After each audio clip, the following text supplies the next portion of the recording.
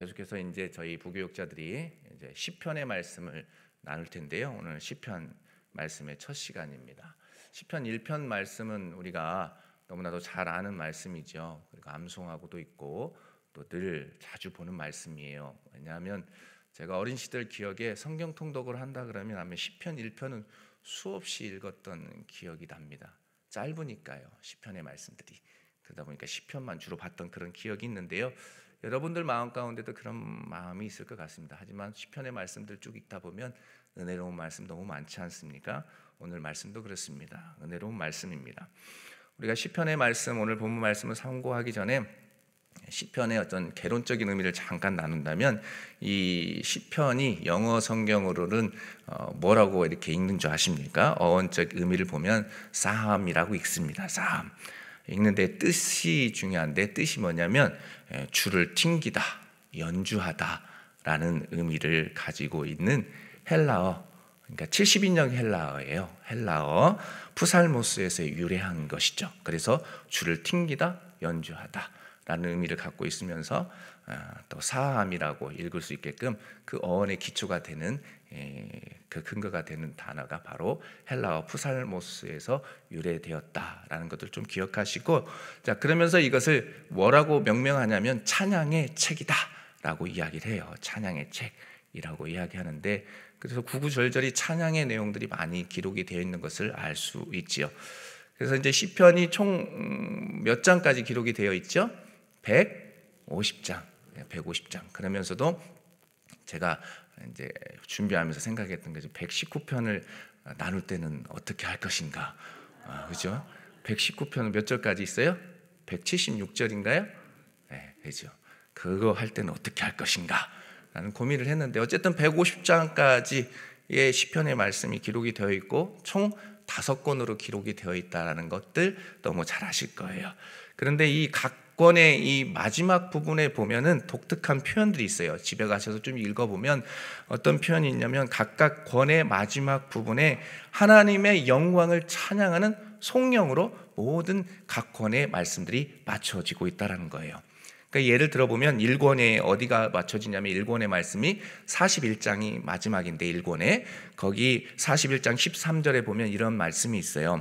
이스라엘의 하나님 여호와를 영원부터 영원까지 송축할지로다. 아멘, 아멘 하면서 첫 번째 권의 송영으로 말씀이 맞춰집니다. 그리고 150편 유명한 말씀이잖아요. 뭐가 유명합니까? 호흡이 있는 자마다 뭐 하라고요? 여호와를 찬양할지어다. 할렐루야 라고 하면서 시편 150편 6절 말씀 기억하시죠? 시편의 결론적 역할을 하는 말씀으로서 그렇게 딱 맞춰져요.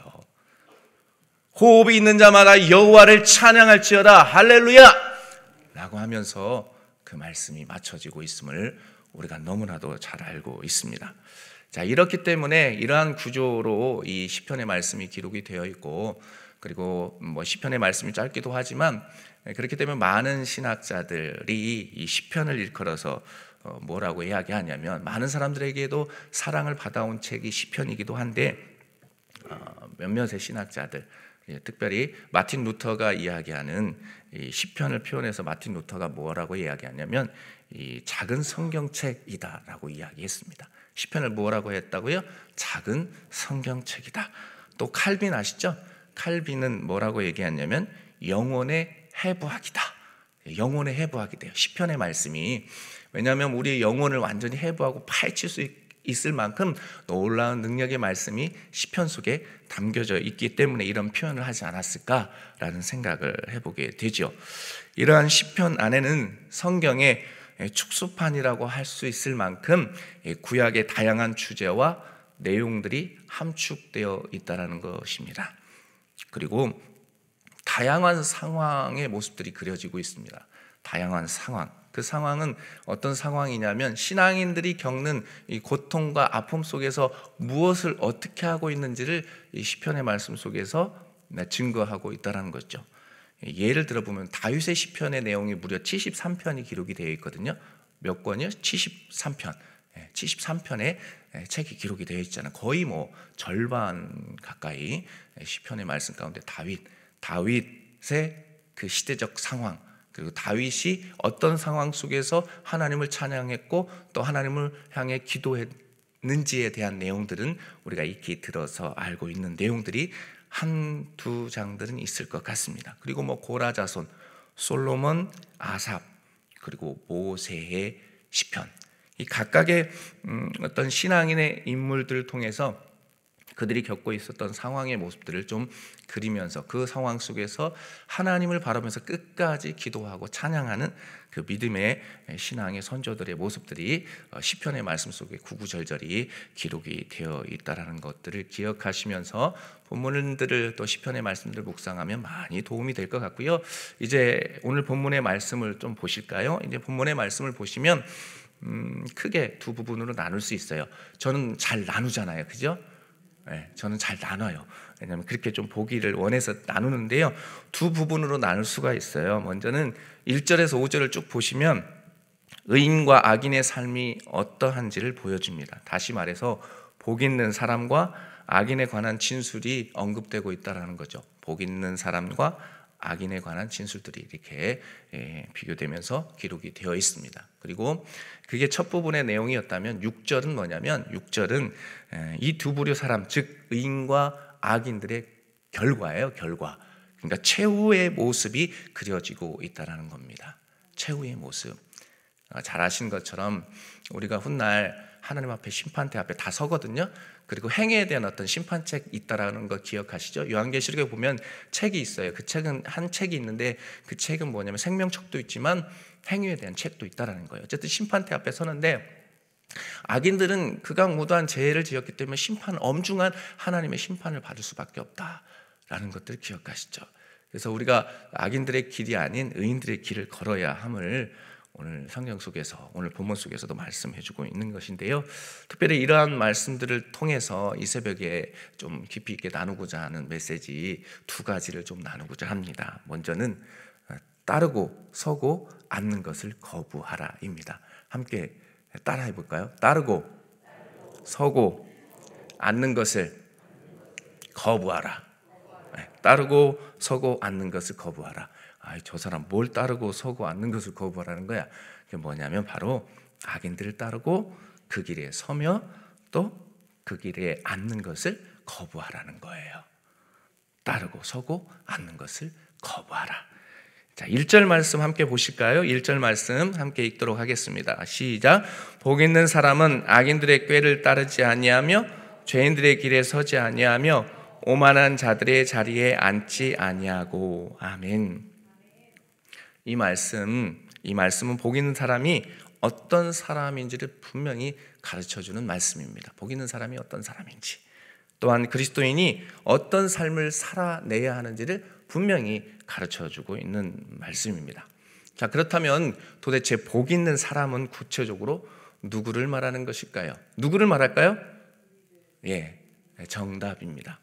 바로 모든 그리스도인, 우리라고 할 수 있습니다. 왜냐하면 예수님을 온전히 믿고 따르는 존재 그 자체가 복이 있기 때문입니다. 믿으십니까? 복이 있기 때문입니다. 또한 예수님을 믿고 따르며 하나님을 경외하는 모든 일이 복받은 존재이기 때문이지요. 그렇기 때문에 예수님을 믿는 사람들, 그러니까 예수님을 믿는 사람들, 모든 믿는 사람들은 행복한 자라 말할 수 있습니다. 행복한 자. 함께 가슴에 얹고 나는 행복한 자이다. 한번 외쳐볼까요? 나는 행복한 자이다. 나는 행복한 자입니다. 여러분 믿으십니까? 행복한 자입니다. 그런데 여러분, 행복한 자의 삶을 살아내는 게 그렇게 쉬운가요? 어렵습니다. 행복한 자의 삶은 그냥 주어지지 않습니다. 그냥 주어지지 않아요. 그리고 지속적인 이런 행복함을 유지하기란 참으로 어렵다는 것입니다.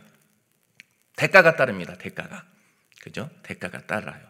바로 그 대가는 항상 이 복된 자리, 그러면서도 행복하고 복된 삶의 자리를 유지하기 위해서 거부하고 밀쳐내야 할 것이 있다라는 겁니다. 그 거부의 내용이 바로 본절에 기록이 되어 있는 겁니다. 먼저 뭘 거부해야 합니까? 먼저 악인들의 꾀를 따르지 말고 거부해야 한다라고 성경에서 증거합니다. 여기에서 말하는 악인들은 누굴 이야기할까요? 하나님을 모르는 자라고 번역할 수 있어요. 하나님을 모르는 자.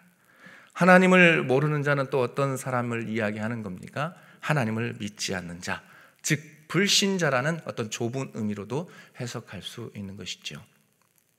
또 넓은 의미로 보면은 하나님을 두려워하지 않는 자라고 말할 수 있습니다. 이런 사람은 어떻습니까? 세상에서 무서운 것이 없습니다. 세상에 무서운 것이 없죠. 자신이 주인이 되어 왕이 되어 세상에 있는 모든 것들을 마음대로 좌지우지하려 하는 사람들입니다. 아주 이기적인 존재인 것이죠. 이들은 결코 하나님을 두려워하지 않습니다. 하나님을 절대 두려워하지 않습니다. 참으로 극악무도한 자들이 바로 악인들입니다. 오늘 본문 속에 등장하는 바로 악인들인 것이죠. 이러한 내용과 함께 한 가지 더 깊이 생각해 볼 것은 악인들과 함께 이어지는 단어가 있어요. 악인들의 꾀예요. 꾀하면 떠오르는 게 표현이 뭐가 있을까요?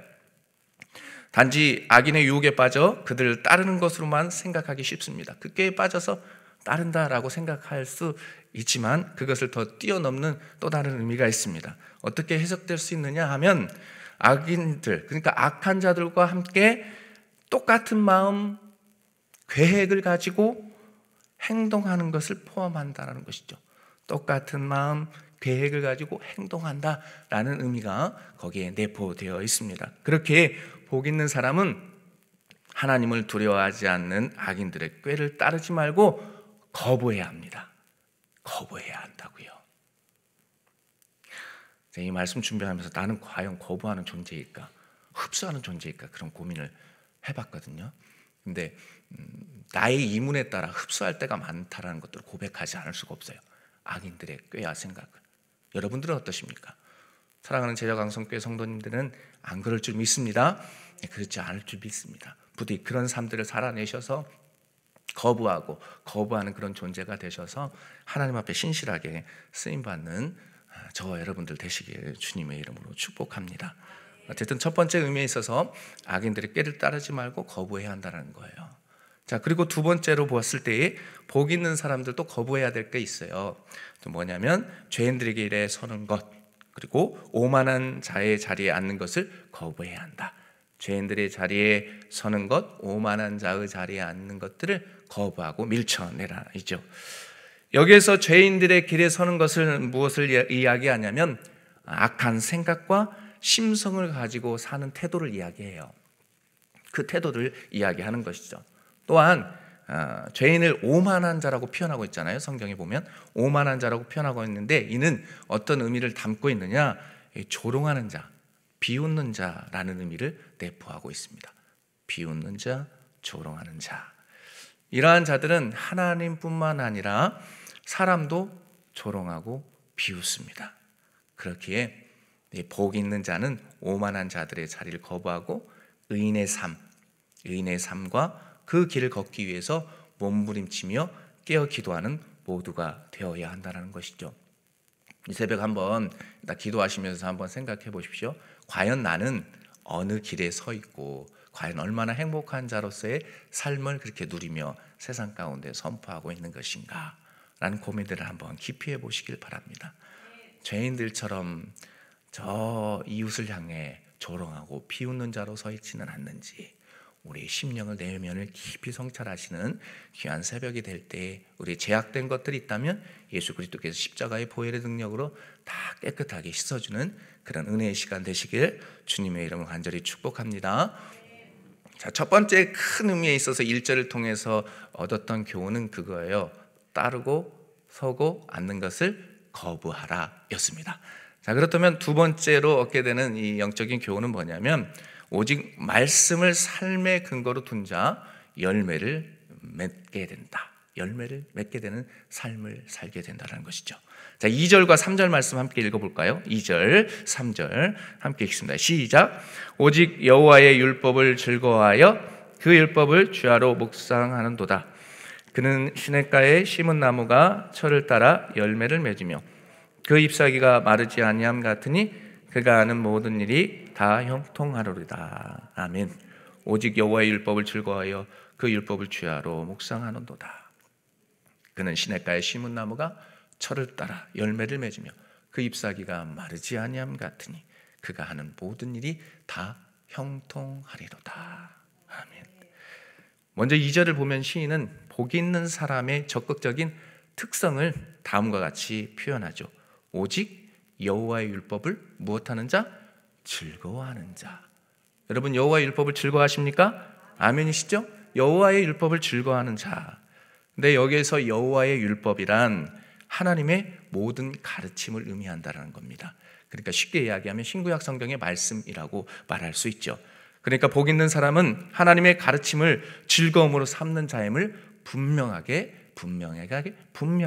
말씀하고 있고 증거하고 있는 것이죠. 그런데 여기에서 독특한 표현이 있어요. 여기에 바로 오직이라는 단어와 함께 쓰였다는 거예요. 오직. 그죠? 오직 예수. 표현 쓰잖아요. 오직. 자, 오직이라는 단어와 함께 쓰였다는 건데요.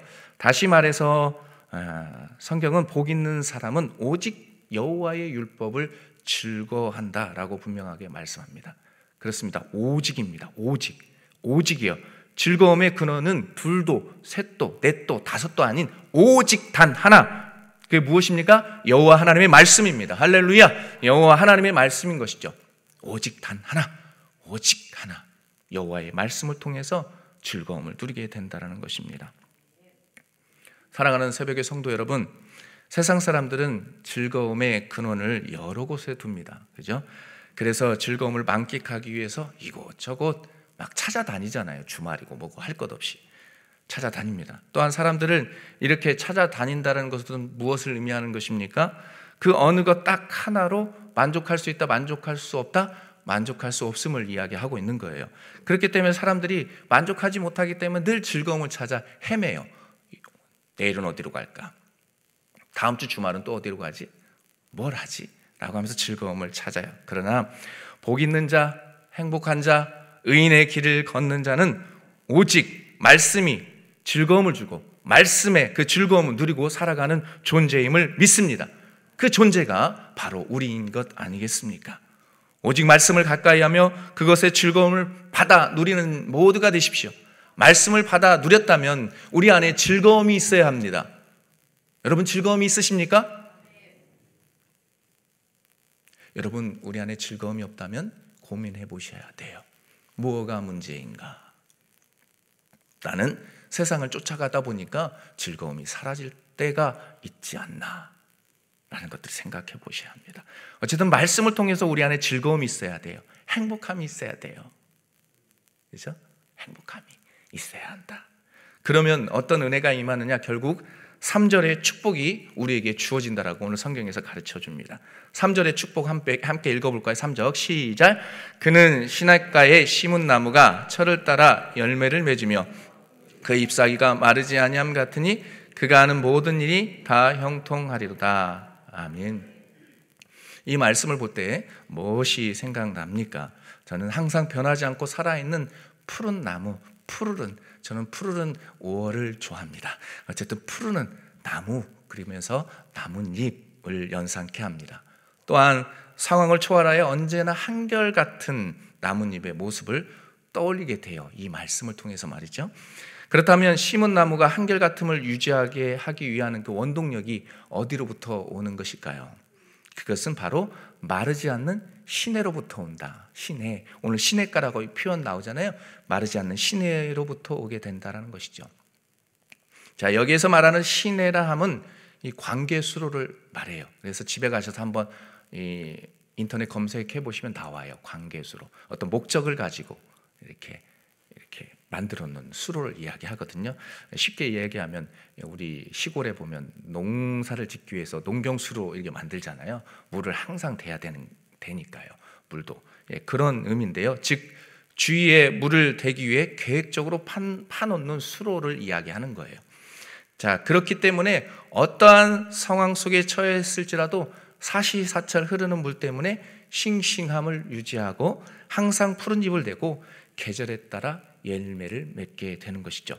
그 의미로 여기에 시내가, 시내라는 표현이 쓰여지고 있습니다. 이처럼 시인은 하나님의 말씀에 삶의 근거를 둔 사람의 삶이 바로 이러하다라고 말씀합니다. 하나님의 말씀에 삶의 근거를 둔 사람이 바로 이렇다. 푸르름을 잊어버리지 않고 늘 싱싱함 가운데 살아간다라고 증거합니다. 하나님의 말씀에 삶의 근거를 둔 사람은 그 어떤 상황에 처해 있을지라도 열매 맺는 삶을 살아가게 됩니다. 믿으십니까? 아멘이시죠? 때론 힘들고 어려울지라도 상황이 바뀌지 아니할지라도 열매를 맺게 되어 있습니다. 고난에 통해서 주시는 열매, 아픔을 주셔서 우리를 깨닫게 하시는 그런 열매들을 맺게 되는 것이죠. 바로 하나님의 말씀이 생수의 근원이 되기 때문입니다. 실로 하나님은 마를 줄 모르는 생명수를 뽑아내는 그런 근원이 되십니다. 그렇게 그분을 꼭 의지하고 살아가야 합니다. 예레미야 2장 13절에 보면 이스라엘 백성들이 결정적으로 여러 가지 망하게 된 이유는 여러 가지 이유가 있지만 백성들에게 두 가지 죄악이 있다라고 이야기해요. 그 가운데 한 가지를 이야기했대. 뭐라고 이야기하냐면 그들이 생수의 근원되는 나를 버렸다. 생수의 근원되는 나를 버렸다라고 그렇게 말씀합니다. 부디 저와 여러분들은 어느 때죠? 하나님의 나라를 가는 그날까지 생수의 근원되는 그 주님을 버리지 마시길 바랍니다. 꼭 붙잡고 살아가는 저와 여러분들 되시길 바랍니다. 그래서 그 생수의 근원되는 그 예수 그리스도로부터 나오는 그 은혜들을 듬뿍듬뿍 받아 누리고 살아가는 저와 여러분들 되시길 바랍니다. 그렇게 할 때에 어떤 어려움도 어떤 고난도 우리를 넘어뜨리지 못합니다. 아니, 넘어뜨려도 다시 일어날 수 있는 것이죠. 오뚜기처럼 다시 일어나서 세상을 향해 전진하게 되어 있습니다. 그리고 그렇게 할 때 주어지는 또 다른 은혜가 있다라고 오늘 성경에서 이야기하기를 형통한 자가 된다라고 말씀합니다. 저와 여러분들은 모두 형통한 자인 줄 믿습니다. 왜 그렇습니까? 형통이라는 단어를 딱 떠올려 보면 여러분 잘 되고 부자 되고 잘 먹고 행복하고 하는 의미들을 떠올리지 않습니까? 그런데 여기에는 그거를 뛰어넘는 은혜가 있어요. 그건 뭐냐면 바로 언제나 하나님의 동행하심 그 자체가 형통입니다. 믿으십니까? 하나님의 동행하심 그 자체가 형통이라는 거예요. 때론 힘들고 어렵고 고난도 있지만 그 가운데 묵묵히 함께 하시는 하나님. 그 대표적인 예로 한 명만 꼽으면서 말씀을 마친다면 요셉이라고 이야기할 수 있잖아요. 여러분 요셉이 형통한 자라는 표현 되게 많이 나오잖아요. 창세기에 보면 그가 형통하였더라. 여호와께서 함께 하심으로 형통한 자가 되었더라. 그런 말씀합니다. 근데 요셉의 삶이 우리 인간적인 눈으로 봤을 때 형통해 보입니까? 아니잖아요. 고통스럽고 힘든 상황 가운데 있잖아요. 감옥에 들어가고 억울하고. 그런데 형통했다라고 표현해요. 그렇게 표현하는 것은 여호와 하나님께서 그 자체 그분께서 함께 하셨기 때문에 형통한 자가 되었다는 것을 분명하게 가르쳐주고 있다는 사실입니다. 저와 여러분들도 형통한 자입니다. 왜 그렇습니까? 여호와 하나님께서 지금도 함께하고 계시고 우리 인생길을 함께 동행하고 계시기 때문에 형통한 자입니다. 그 형통함을 믿고 하루하루 기쁨으로 살아내십시오. 때론 세상이 우리를 힘들게 하고 이웃이 나를 힘들게 할지라도 하나님의 동행하심을 믿고 뚜벅뚜벅 걸어갈 때 세상 속에서 주렁주렁 열매 맺는 그런 인생을 살아가게 될 줄 믿습니다. 부디 그러한 삶들을 살아내셔서 우리 안에 즐거움이 있고 우리 안에 웃음이 있는 그런 인생을 멋지게 살아내시는 저와 여러분들의 삶이 되시길 주님의 이름으로 간절히 축복합니다. 기도하겠습니다. 이 시간 기도할 때에 오늘 주신 말씀을 품고 오늘 주신 말씀 두서없이 나눴지만 여러분에게 주시는 말씀이 있다면 한 구절을 품고 기도하시고요. 특별히 중보기도 하실 때에 튀르키예의 많은 사람들 죽어가는 저 슬퍼하는 많은 이들 하나님 회복시켜 주시고 또 이 전국에 많은 힘들어하는 많은 하나님의 백성들이 있고 전 세계적으로 전쟁과 기근으로 힘들어하는 하나님의 백성들이 있습니다. 긍휼을 베풀어 주옵소서라고 기도합시다. 그리고 더불어서 기도할 때 우리의 가정이 회복되고 우리의 가정이 치유돼야 될 줄 믿습니다. 우리의 가정과 우리의 삶이 하나님 은혜 가운데 행복하게 해주시라고 이 시간 함께 주여 한번 외치고 기도합니다. 주여! 하나님 아버지, 시간 합심해서 우리가 기도합니다. 성령 하나님 함께하여 주옵소서. 하나님, 우리의 연약한 부분들을 아신 하나님, 하나님 아버지여, 복 있는 자의 그런 삶들을 살아내게 하여 주옵소서. 복된 인생길을 걸어갈 수 있도록 하나님 도와주옵소서. 하나님의 능력으로 하나님의 은혜 가운데 하루하루 살아갈 수 있도록 성령 하나님 도와주시기를 원합니다. 하나님, 우리의 삶이 형통한 자입니다. 하나님, 우리의 삶이 은혜로운 자 아니겠습니까? 하나님 아버지, 정말로 하나님이 주신 은혜들을 기억하며 살아가게 하여 주옵소서. 하나님이 주신 은혜의 말씀 가운데 하나님 아버지, 복 있는 자의 삶들을 살아내게 하여 주시기를 원합니다. 복 있는 자의 멋진 삶들을 살아낼 수 있도록 성령이와 함께 해주시고, 저 하나님 아버지, 트리키의 땅에 있는 많은 백성들, 하나님 예수님을 모르고 죽어가는 그 영혼들도 있고, 하나님 아버지, 지진으로 인해 고통스러운 하나님의 백성들, 하나님 긍휼히 여겨 주옵소서. 시리아 땅과 하나님 아버지, 트리키의 땅에 하나님이 주신 긍휼과 자비하심이 있게 하시고, 이 나라 이 민족 가운데도 하나님의 긍휼과 자비하심이 있겠어 하나님 아버지, 악법들이 하나님 철폐되게 하시고, 하나님이 주신 공의와 정의가 이 땅 가운데, 그리스도의 계절이 이 땅 가운데 임하게 하여 주옵소서. 하나님 아버지, 우리의 가정을 회복시켜 주십시오. 우리의 가정이 일어나게 하여 주옵소서. 아픔과 상처와 고통 가운데 있는 가정들이 있다면 하나님의 말씀으로 치유되고 회복되는 그런 은혜가 있게 하여 주시기를 원합니다. 성령이여 임하여 주옵소서. 성령이여 함께하여 주시기를 원합니다. 성령 하나님, 은혜를 베풀어 주옵소서. 하나님, 은혜 베풀어 주옵소서. 주님, 역사하여 주옵소서. 하나님 아버지, 우리는 복 있는 사람입니다. 하나님, 행복한 자입니다. 복 있는 자의 삶들을 멋지게 살아내게 하여 주옵소서. 따르고 서고 앉는 것을 거부하게 하여 주옵소서. 악인들을 따르고 그 길에 서고 앉는 것들을 철저하게 거부하고 밀어내는 거룩한 하나님의 백성들 될 수 있도록 존귀하신 하나님 역사하여 주옵소서. 그래서 하나님 아버지, 복된 자의 삶들을 살아낼 수 있는 거룩한 하나님의 백성들 되게 하여 주옵소서. 이 시간에도 하나님 앞에 부르짖으며 기도합니다. 그리고 하나님 부르짖으며 하나님 세상을 향해 나아갑니다. 우리의 마음을 다잡아 주옵소서. 그래서 복된 자의 삶을 살아내서 주님 앞에 칭찬받는 우리 모두가 될 수 있도록 주께서 은혜 베풀어 주시기를 원하옵고, 존귀하신 예수님의 이름으로 기도하옵나이다. 아멘. 주여, 주여, 주여. 하나님 아버지, 하나님 아버지, 주여, 주여. 하나님 아버지여, 하나님 앞에 부르짖습니다. 과연 하나님의 말씀이 나에게 즐거움인지요, 나에게 기쁨인지요. 하나님, 내 내면을 살펴봅니다. 하나님 아버지, 인생길에서 하나님이 주신 그 의인의 길을 따라가고 걸어가야 하는데 죄인의 길에 서 있지는 않는지, 악인들의 그 꾀를 쫓아가고 있지는 않는지 하나님 생각해 봅니다. 악인들의 생각에 동조하면서 하나님을 원망하고 하나님 아버지, 그 길을 따라가고 있지 않는지 우리의 삶을 성찰합니다. 하나님, 우리 내면이 깨끗게 하여 주옵소서. 깨끗게 하여 주옵소서.